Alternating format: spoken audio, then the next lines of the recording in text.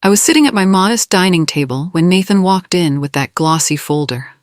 His fiancée Marissa practically bounced beside him, her designer heels clicking against my worn linoleum floor. The folder was thick, professional-looking, with gold lettering that read, "Dream Wedding Planning." "Mom, we're so excited to show you this," Nathan said, sliding it across the table. His smile was wide, but something felt off.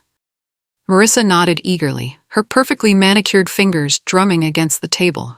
I opened the folder and nearly choked. Page after page of expenses: venue rental, catering, flowers, photography. The numbers blurred together until I reached the final page. Total cost, $53,700. "This looks expensive," I said carefully, trying to keep my voice steady. Marissa leaned forward, her eyes sparkling. "We're so grateful you're covering it, Linda. This means everything to us." I blinked hard, certain I'd misheard. "I'm sorry, what did you say?" "The wedding costs," Nathan explained, as if talking to a child.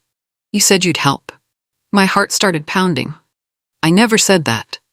Marissa's smile faltered for just a moment before snapping back into place. "You said you'd help. We made all these plans based on that promise."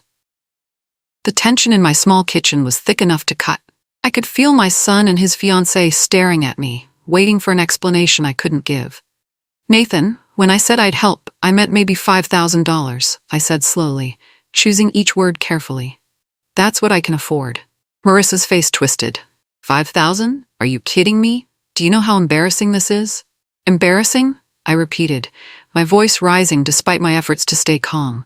"You're being selfish and manipulative," Marissa snapped. "You knew what we needed. You got our hopes up on purpose." Nathan, my own son, nodded along. "Mom, you're sitting on $500,000 Dad left you. You can't spare it for your only son's wedding?" The words hit me like a slap. That money wasn't play money.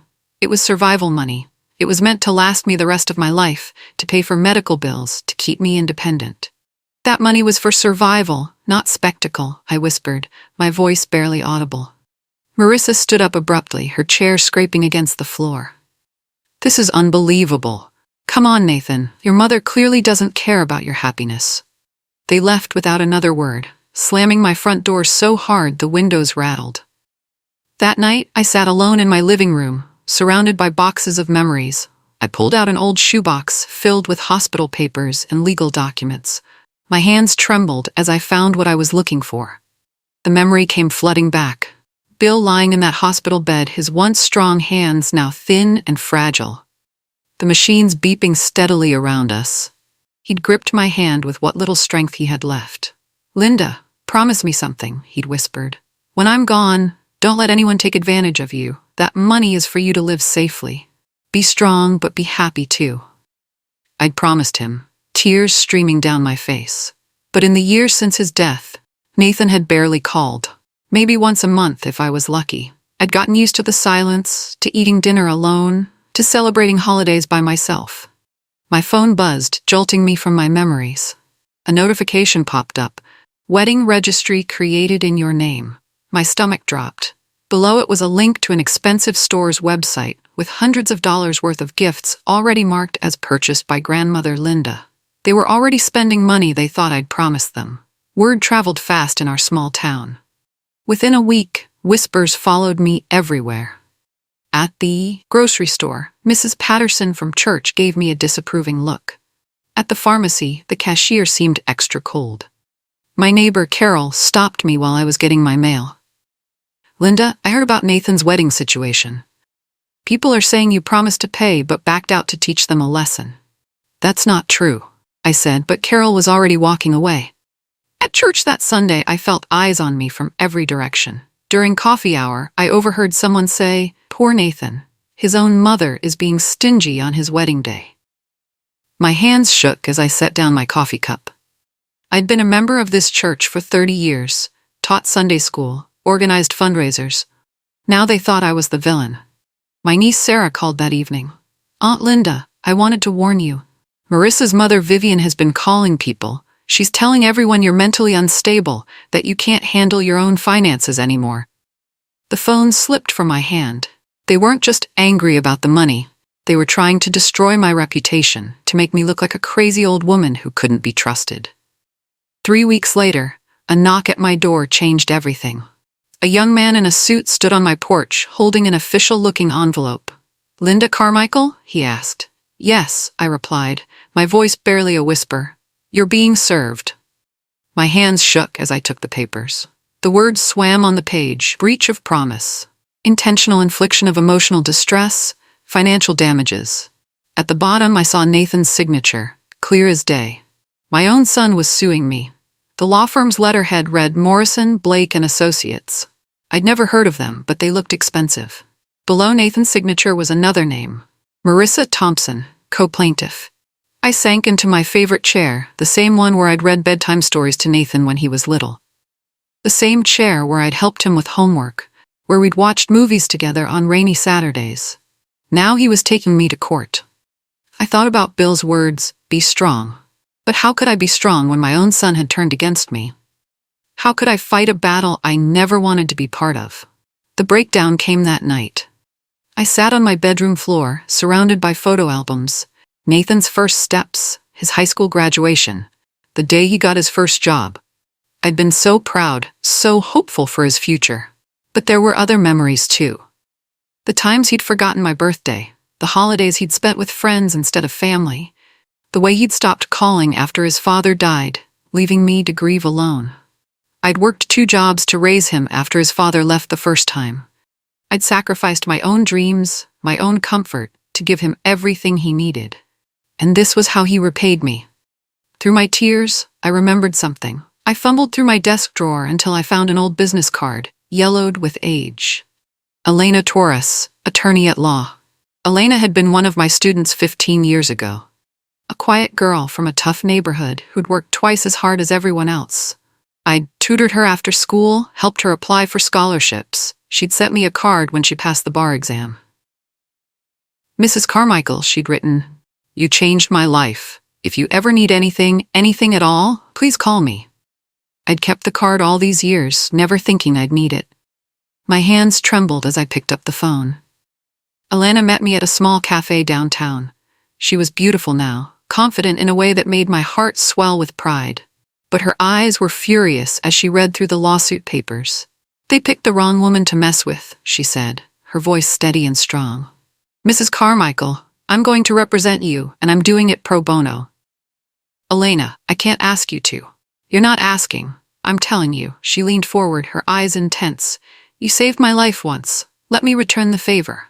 I felt tears building again, but this time they weren't tears of despair. For the first time in weeks, I felt like I had an ally.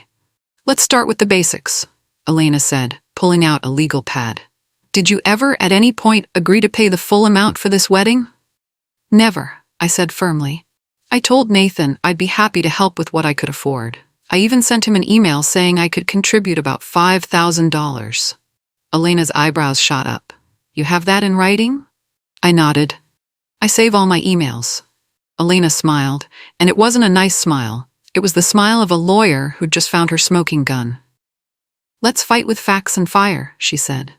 Elena worked fast. Within days, she'd started digging into Marissa's background. What she found made my blood run cold. "Your future daughter-in-law has quite a history," Elena said during our second meeting. 3 credit cards maxed out, a pattern of dating men and pressuring them for expensive gifts. And look at this. She showed me a background check report. "Marissa ran a full financial investigation on you 6 months before she got engaged to Nathan. She knew exactly how much money you had before she ever said yes to his proposal." My stomach churned. She was planning this from the beginning? It gets worse. Elena pulled out her phone. "Nathan's best friend Mike sent me these screenshots anonymously. He said he couldn't stand watching this happen to you." She showed me text messages between Marissa and someone named V, probably her mother Vivian. The words made me feel sick. "The second she's dead, we're rich. Nathan deserves it. It's his father's money anyway. She's just hoarding it." I had to run to the bathroom. When I came back, Elena was waiting with a glass of water and a grim expression. "Mrs. Carmichael, this isn't a wedding dispute. This was a long con." More text messages kept coming. Mike had apparently been screenshot happy, and Elena was building a case that made my head spin. "Look at this one," Elena said, pointing to her phone. "Marissa to Vivian.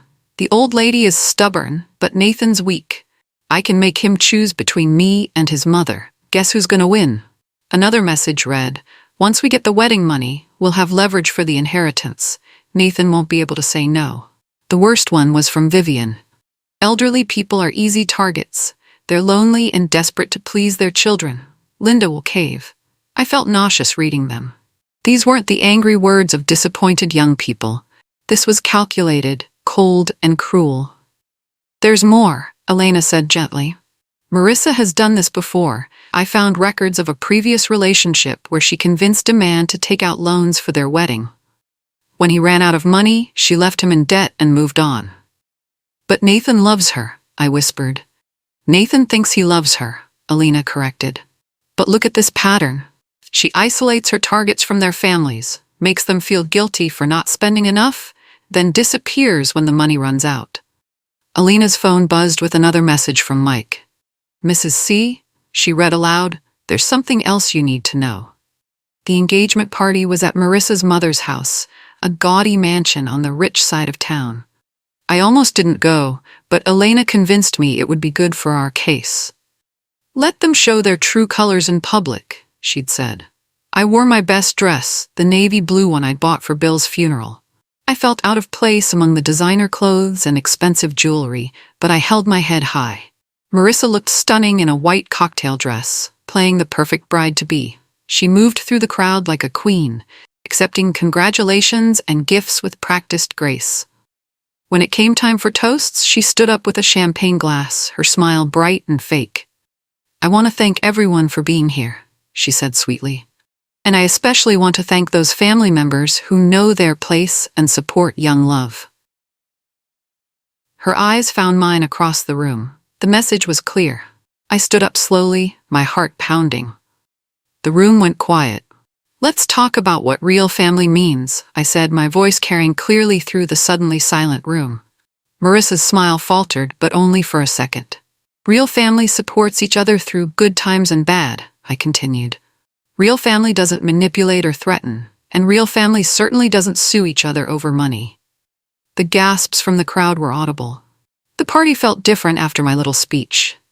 Conversations were quieter, and I caught people staring at me with new interest. Some looked sympathetic, others confused. I found myself thinking about Christmas 5 years ago, shortly after Nathan started dating Marissa. She'd seemed so interested in our family traditions, asking detailed questions about our finances and future plans. How long have you lived in this house? She'd asked innocently.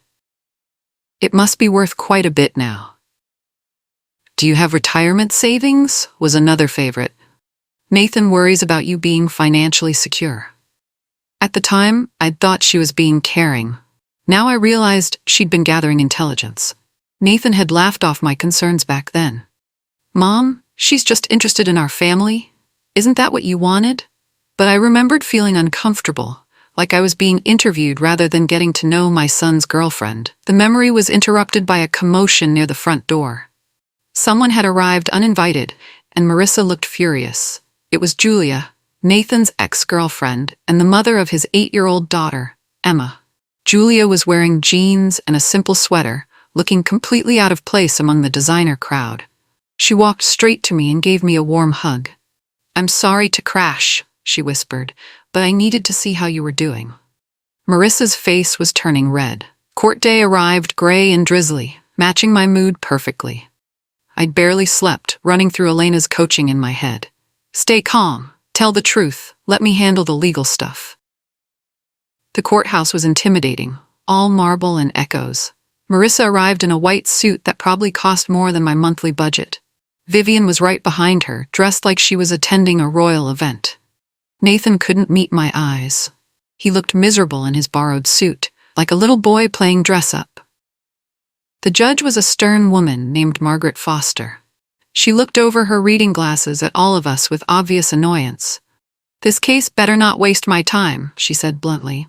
I've got real problems to solve today. Marissa's lawyer, a slick-looking man in an expensive suit, started with a dramatic opening statement about broken promises and emotional trauma. He painted me as a manipulative old woman who'd deceived young lovers. Elena stood up when it was her turn. She looked small compared to the other lawyer, but her voice was strong. Your Honor, this case isn't about a wedding. It's about greed, manipulation, and elder abuse. She held up a folder. I present Exhibit A, text messages that show premeditated financial targeting of my client. Judge Foster leaned forward with interest. Elena's presentation was like watching a master at work. She methodically laid out the day, evidence, Marissa's background check on me, the manipulative text messages, the pattern of financial exploitation. This defendant researched Mrs. Carmichael's assets before accepting her son's proposal, Elena explained. She and her mother developed a plan to extract as much money as possible from an elderly widow. But the bombshell came when Elena revealed the credit card. Your Honor, before Nathan even proposed, the defendants opened a credit card in his name and began charging wedding expenses. They knew what they were doing from day one. I watched Vivian's face turn pale. She whispered something urgent to Marissa's lawyer, who looked suddenly uncomfortable. Mrs. Thompson, you opened a credit account without your daughter's fiancé's knowledge? Judge Foster asked. Vivian stammered. It was for their future together. Excuse me, Your Honor, Elena interrupted. Mrs. Wet Thompson is not Mrs. Thompson. She legally changed her name 3 years ago to hide bankruptcy proceedings. The courtroom erupted in whispers. Even Nathan looked shocked. Judge Foster banged her gavel. Miss Williams, or whatever your name is, you will remain seated and silent unless called upon. Vivian looked like she wanted to disappear. She excused herself from the courtroom, claiming she felt ill. She never came back.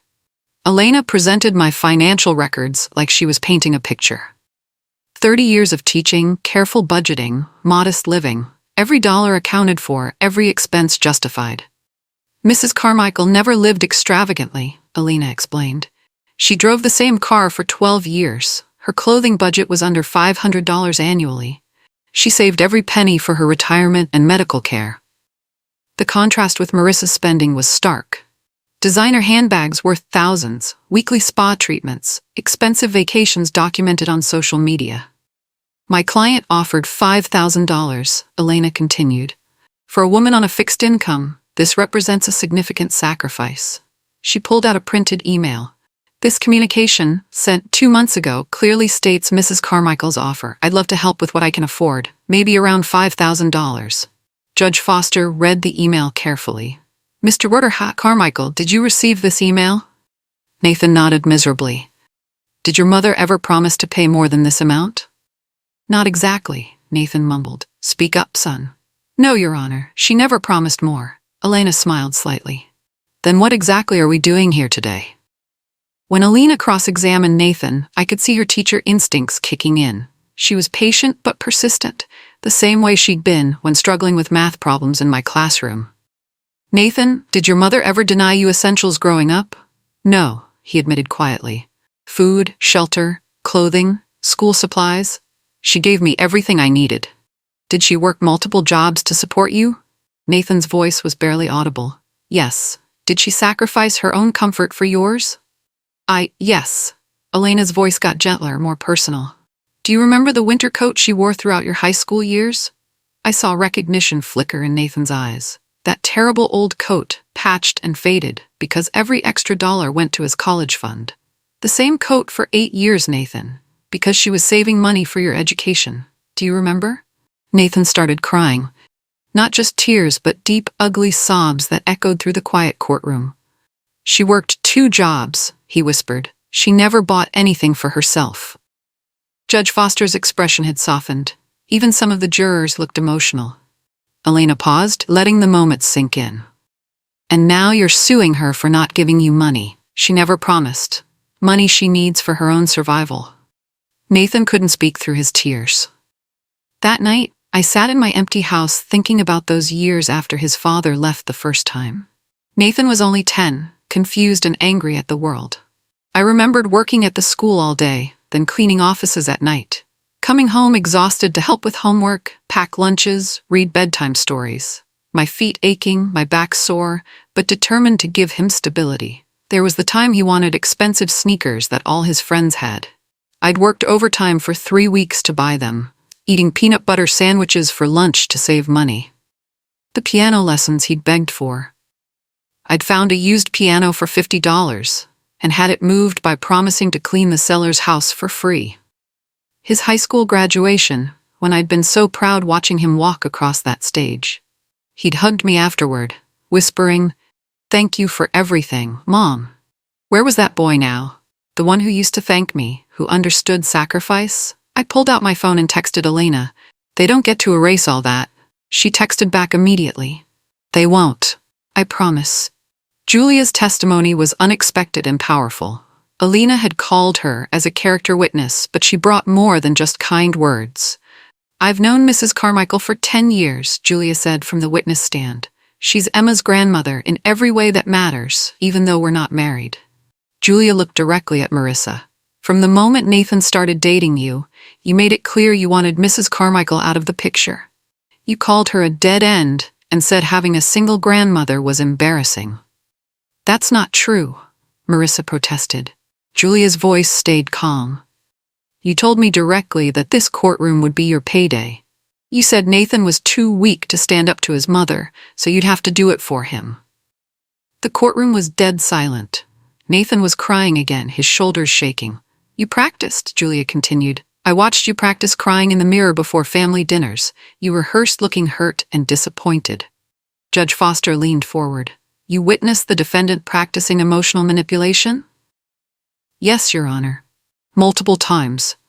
Elena glanced at her notes. "Julia, in your opinion, what is Mrs. Carmichael's relationship with her granddaughter?" "She's the most important person in Emma's life besides me. Emma calls her Grandma Linda and stays with her every weekend. Mrs. Carmichael has never asked for anything in return except to be part of Emma's life." Nathan looked devastated. Elena's next witness surprised everyone, including me. Greg Patterson, a man I'd never met, took the stand looking nervous but determined. "I dated Marissa Thompson for 2 years," he said, "before Nathan." Elena walked him through a story that made my stomach turn. Marissa had convinced Greg to pay for an expensive engagement ring, a lavish vacation, and renovations to her apartment. When his savings were gone, she'd left him in debt and alone. "She even used the same tactics," Greg testified, "making me feel guilty for not spending enough, comparing me to other boyfriends who really loved their girlfriends." "Did she ever practice emotional responses?" Elena asked. "All the time. She'd stand in front of the mirror working on her crying face. She called it managing men." Judge Foster looked disgusted. "Did you ever get your money back?" "No, Your Honor. She disappeared and changed her phone number." Elena turned to face the courtroom. "This is a pattern, Your Honor. Mrs. Carmichael isn't the first victim, and she won't be the last if we don't stop this now." When it was time for Vivian to testify, the bailiff announced she couldn't be found. Her hotel room was empty, her rental car returned. She'd vanished completely. Elena looked satisfied. "Running away is basically a confession, Your Honor." The biggest shock came when Elena asked me to explain my will. I'd been dreading this moment, but she insisted it was necessary. "Mrs. Carmichael, have you made any recent changes to your estate planning?" I took a deep breath. "Yes, 3 months ago, I changed my will completely." Nathan looked up for the first time all day. "Every cent of my inheritance is now going into a trust for my granddaughter Emma. She'll receive it when she turns 25, with provisions for education and emergencies before then." The courtroom erupted. Nathan looked like I'd slapped him. "My son gets nothing until he proves he can be the father Emma deserves," I continued. "The trust includes provisions that if he demonstrates responsible parenting for 5 consecutive years, he can become co-trustee." Judge Foster nodded approvingly. "You're protecting your granddaughter's future." "She's the only one who hasn't tried to manipulate me or sue me," I said. "She loves me for who I am, not what I have." Elena smiled. "So even if the plaintiffs won this case, there would be nothing for them to collect?" "Nothing. I've made sure my granddaughter's future is secure, regardless of what happens to me." Marissa looked furious. Nathan looked broken. That's when Nathan finally cracked completely. He stood up suddenly, despite his lawyer's protests. "Stop," he said, his voice cracking. "Just stop this whole thing." Judge Foster raised an eyebrow. "Mr. Carmichael, you need to sit down and let your attorney—" "No," Nathan interrupted. "I can't do this anymore. I can't sit here and watch my mother be attacked for my stupidity." He turned to face me, tears streaming down his face. Mom, I didn't want to do this. They said if I didn't file the lawsuit, I'd lose Marissa and my daughter. They said you were being manipulative and that you'd promised things you never promised. His voice got stronger. But you never promised anything except love. You gave me everything growing up. You worked yourself to exhaustion for me. And I repaid you by believing strangers over my own mother. Marissa was whispering urgently to her lawyer, trying to get Nathan to stop talking. I was stupid, Nathan continued. I let them convince me that you were the problem. I let them shame my own mother, the woman who sacrificed everything for me. Judge Foster called for a recess, but not before I saw tears in her eyes. Nathan collapsed onto the courtroom bench, alone.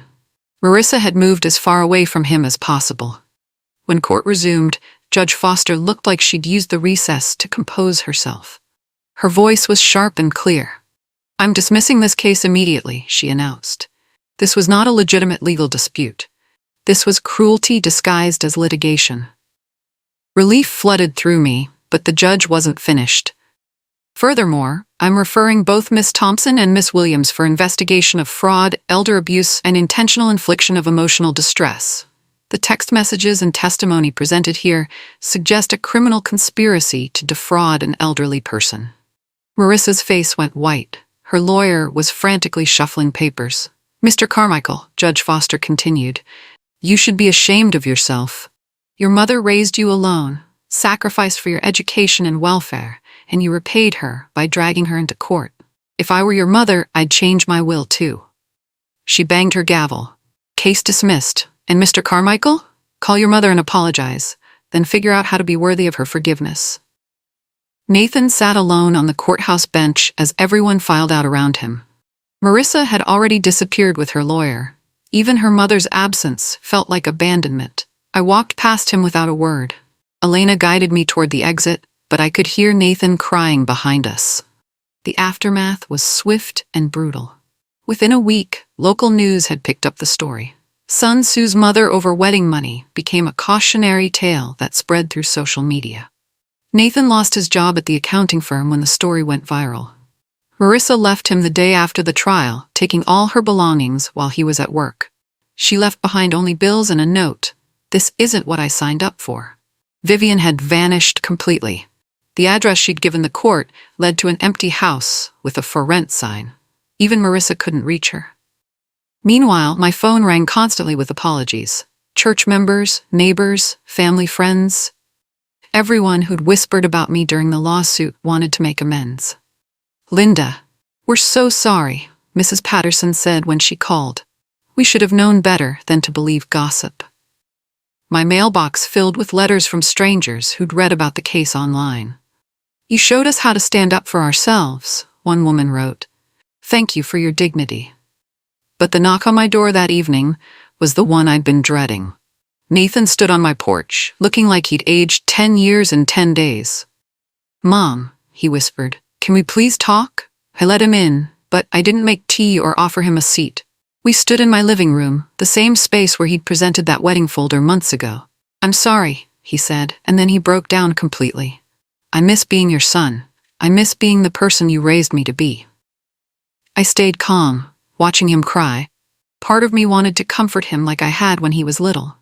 But part of me was still hurt, still angry. You were never supposed to be my enemy, Nathan, I said quietly. You were supposed to be my son.